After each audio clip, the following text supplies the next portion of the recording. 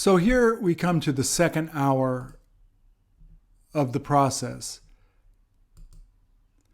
In this particular hour, we study these 6 groups of patterns.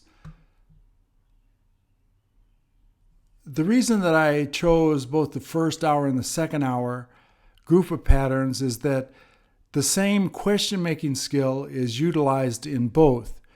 The questions do, did, will, don't, didn't, won't. So they can get experience using these, feeling comfortable with them. At the top, once again, is the game plan that we have. If they want to know where you as a teacher are going to be taking them, here is the 40-hour plan.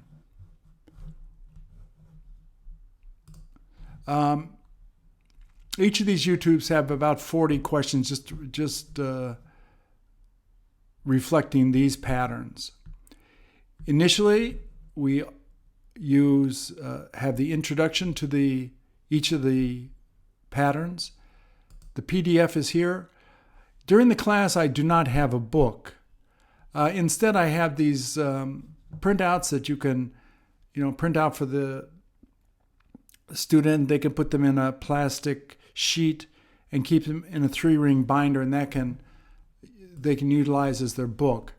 But I'm always referring to the patterns that we're learning in this second hour from that sheet.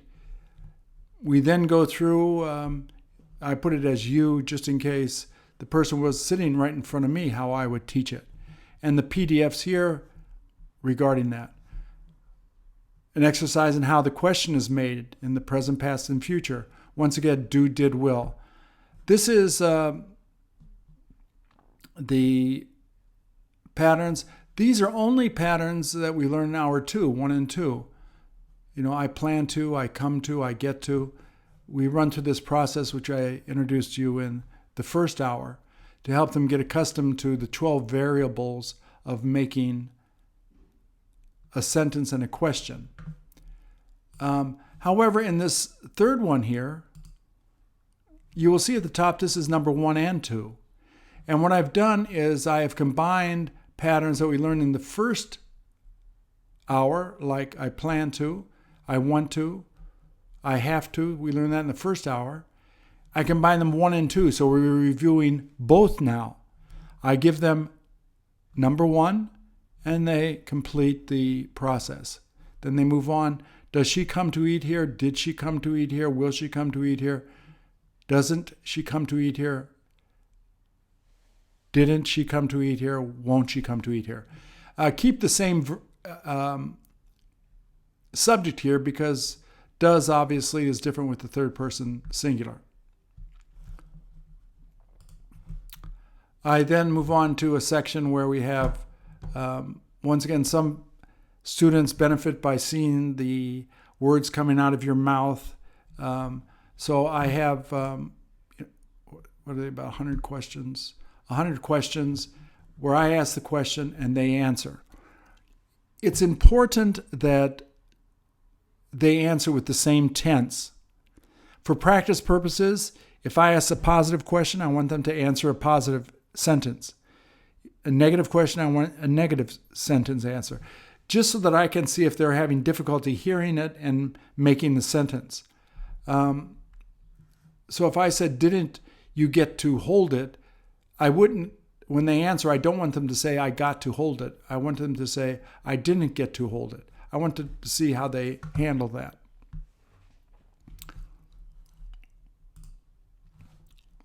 So there's 2 sections that are identical here.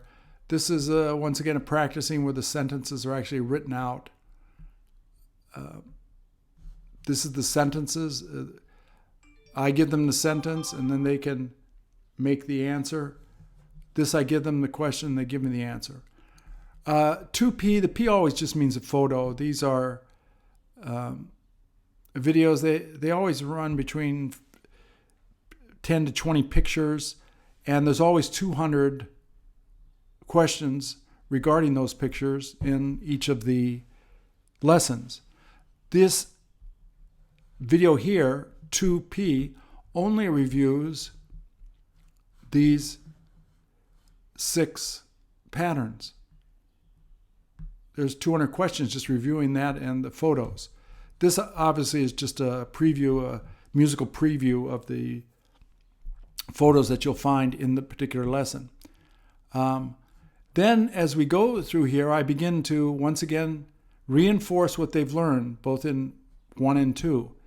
And with the photos, this is 1 to 2. So I am practicing the patterns utilizing these photos with questions to have them answer the pattern.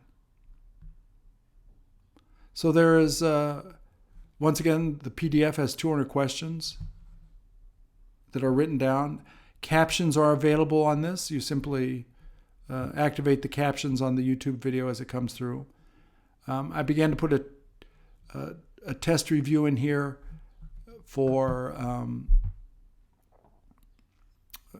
students who love to take tests. It's a little test. So the verbatim of that test is right here.